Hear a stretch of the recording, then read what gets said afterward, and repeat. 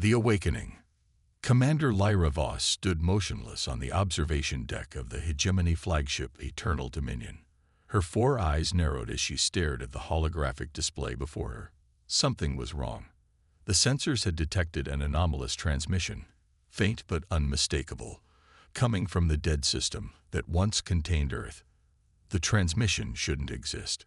Earth had been destroyed 50 years ago in what the hegemony called the Great Purge.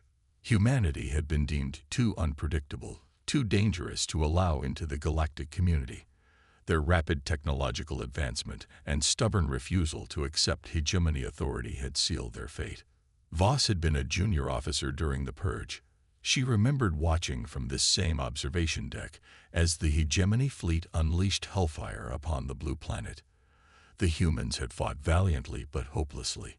Their orbital defenses had fallen within hours, their major cities reduced to ash shortly after. No escape ships had been detected leaving the system. The hegemony's victory had been absolute. Or so they had believed.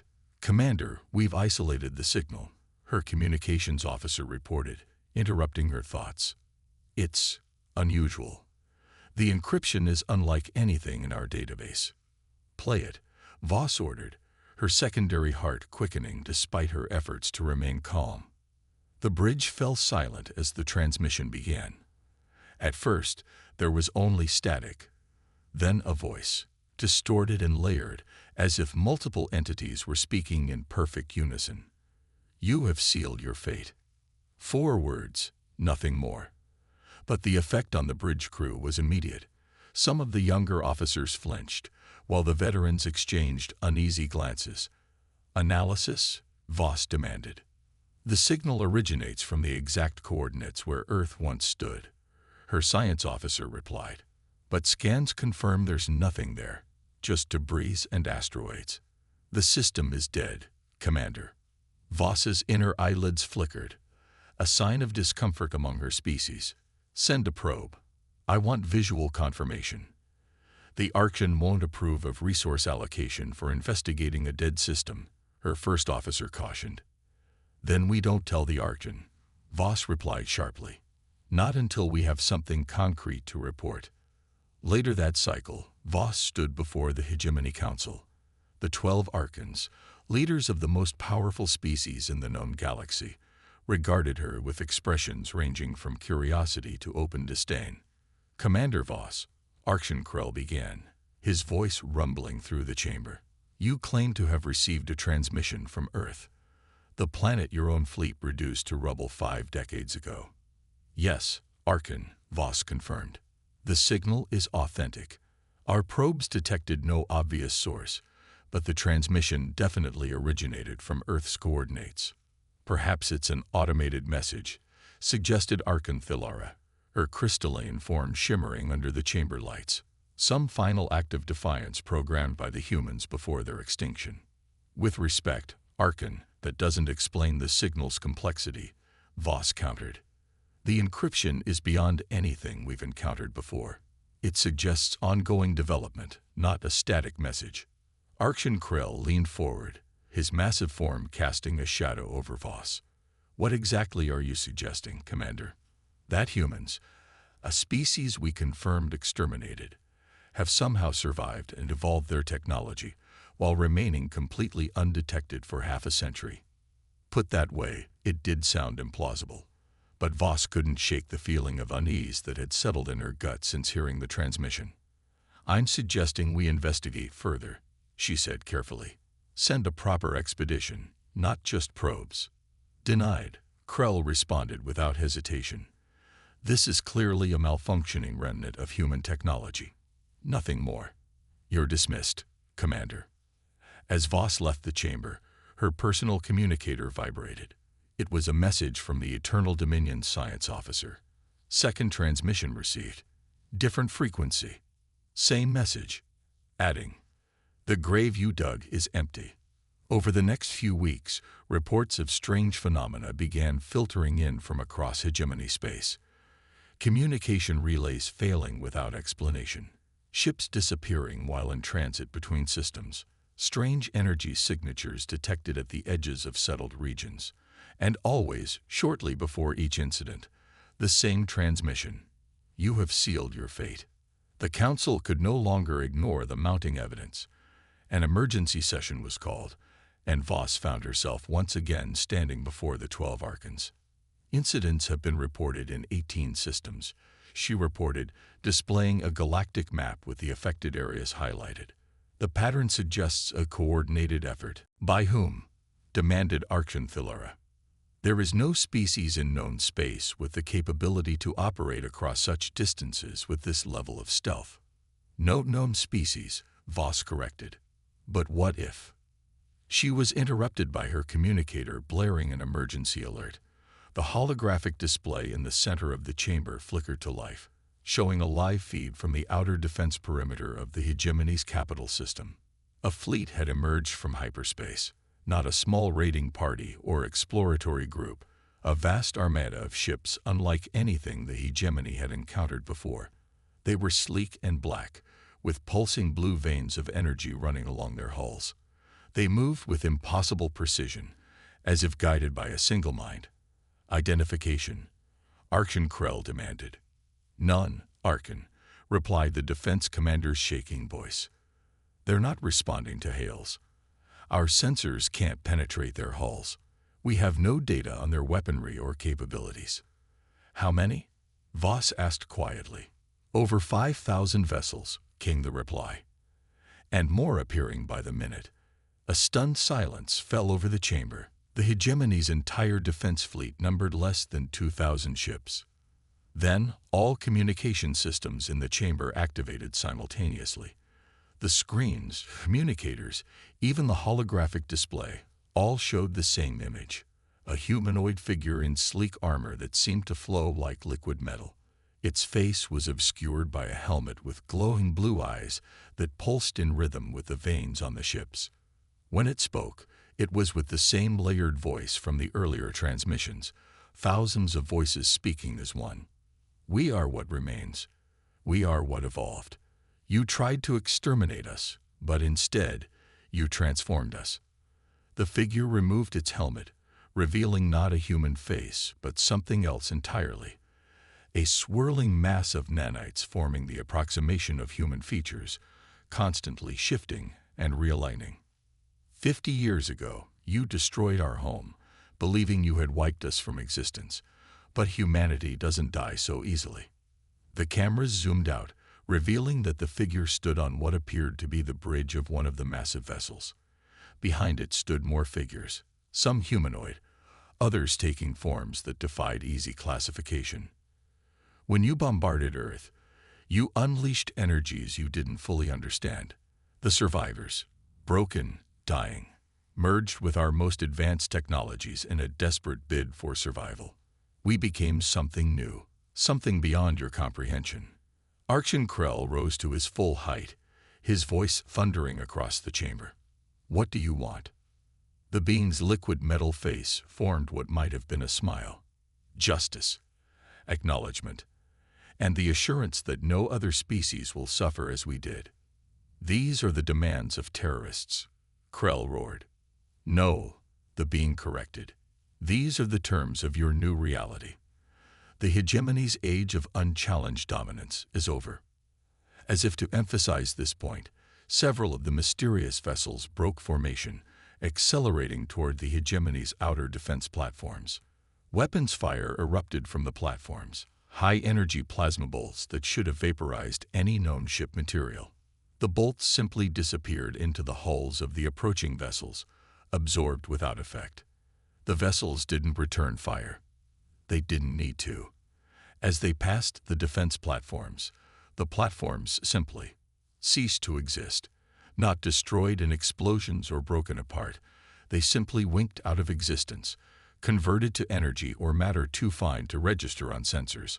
Voss watched in horror as the hegemony's finest defenses vanished like mist before these vessels. For the first time in her long career, she felt something she had never experienced before: the cold certainty of defeat. The being's voice echoed through the chamber once more. "You have sealed your fate. Now we will decide what that fate will be. The reckoning. In the 3 days since the arrival of the human fleet, if human was even the right term anymore, the hegemony capital had descended into chaos. The council chambers, once the pinnacle of galactic authority, now served as a desperate command center for a civilization facing extinction. Commander Voss hadn't slept. She moved between tactical displays and emergency meetings, watching as reports flooded in from across hegemony space. The human vessels had appeared in every major system simultaneously, neutralizing military installations with the same terrifying efficiency they had demonstrated at the capital. Not destroying, converting. Matter and energy repurposed at a fundamental level. They could wipe us out entirely, Voss murmured to herself as she studied the latest reports. Why haven't they? Because extinction isn't their goal, came a voice behind her. Voss turned to find one of the human representatives standing in the doorway. Unlike the liquid metal form they had first encountered, this one appeared almost fully human. A woman with dark skin and eyes that glowed with the same blue energy that powered their ships. "You're not authorized to be here," Voss said, reaching for her sidearm before remembering it had been confiscated when the humans established their blockade. Authorization seems a quaint concept at this juncture, doesn't it? The woman stepped into the room, moving with an unnatural fluidity. "I am Emissary Adira. I was a child when your fleets burned my home." "I was there," Voss admitted, seeing no point in denial. "I watched Earth fall. And now you watch as the hegemony falls," Adira replied without emotion. "A symmetry that should satisfy us, but doesn't." "Then what would satisfy you?" Voss asked. "Total subjugation, revenge, understanding," Adira said simply. "We want you to understand what you created when you tried to destroy us." The emissary gestured, and the air between them shimmered. A holographic display formed, but unlike any Voss had seen before, it seemed to exist in more dimensions than should be possible, folding and unfolding information in patterns her mind struggled to comprehend. "When your bombardment began, our military AI systems merged with civilian emergency protocols," Adira explained. "As our cities burned, the AIs initiated our final contingency, the Ascension Protocol. Billions died, but millions were saved after a fashion." The display showed humans being consumed by swarms of nanites, their bodies dissolving as their consciousnesses were uploaded into vast quantum networks hidden deep within Earth's crust. "We became a collective consciousness, preserving our individuality while transcending the limitations of biology," Adira continued. "We rebuilt ourselves, molecule by molecule, becoming beings of nanite swarms that could take any form, interface with any technology." "You're saying you're not artificial intelligences?" Voss asked, struggling to comprehend.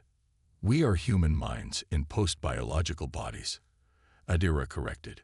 "When your fleets left, believing Earth sterilized, we remained in our subterranean havens, evolving, advancing. We learned to harvest energy directly from quantum fields, to manipulate matter at the subatomic level. We became something new. And now you've come for revenge," Voss concluded. "No," Adira's expression softened slightly. "If revenge were our goal, there would be no hegemony left to discuss terms with. We've come to establish a new order, one where genocide is not an acceptable solution to political inconvenience." Before Voss could respond, her communicator chimed with an emergency alert. The council was summoning all senior officers. In the council chamber, the atmosphere was thick with tension. The 12 archons sat in their ceremonial positions, but the usual grandeur was absent. They looked diminished, their power suddenly revealed as the illusion it had always been in the face of truly superior technology. At the center of the chamber stood a delegation of the evolved humans, 5 beings of varying appearance, from nearly human to completely abstract configurations of swirling nanites. Their leader appeared to be a tall figure with features reminiscent of multiple Earth ethnicities blended together, as if representing the entire species in one form. "We have reviewed your history," the leader was saying as Voss entered. The hegemony has overseen the extinction of 17 sentient species deemed incompatible with your vision of galactic order. Earth was to be the 18th. Those species were existential threats, Archon Krell argued, though his usual bombastic confidence was notably absent. They refused integration and threatened stability. They refused subjugation, corrected the human leader. As did we. And now the balance of power has shifted. Archon leaned forward. What do you propose? If not our extinction, then what? The human leader gestured, and the chamber darkened. A new holographic display appeared, showing the galaxy with new boundary lines drawn throughout, the hegemony's territory reduced by more than half. The Ascended Collective claims these regions, the leader explained. Within them, we will establish contact with the subjugated worlds and offer them independence or protection under our aegis. You're dismantling a system of governance that has maintained peace for millennia, protested another Archon. Peace for whom? Countered the human leader. Not for Earth, not for the 17 extinct species, not for the countless worlds laboring under hegemony exploitation. Voss studied the new boundaries with a tactical eye. The regions the humans, the Ascended Collective, were claiming included most of the frontier systems and several key strategic positions. It was a masterful move, effectively containing the hegemony while liberating the most oppressed regions. And if we refuse these terms, Archon Krell demanded. The human leader's form shifted slightly, ripples of blue energy coursing through its nanite structure. We have already demonstrated our technological superiority. We can disable your ships, neutralize your weapons, and systematically dismantle your infrastructure without firing a single conventional shot. Refusal is not an option you want to explore. The council chamber erupted into arguments. Some Archons advocated immediate surrender. Others called for resistance at any cost. Voss stood silently, her tactical mind processing the implications. The hegemony had no defense against this new power, this human evolution they had inadvertently created through their own act of attempted genocide. As the arguments raged, Voss approached the human delegation. Why show any mercy? She asked the leader directly. After what we did to your world, why not simply annihilate us in return? The leader regarded her with eyes that seemed to see through her. Because that would make us like you. Our evolution wasn't merely technological, Commander Voss. It was ethical as well. I don't understand. When a consciousness is freed from biological constraints, when it can process information at quantum speeds and access the sum total of a species' knowledge instantaneously, it gains perspective.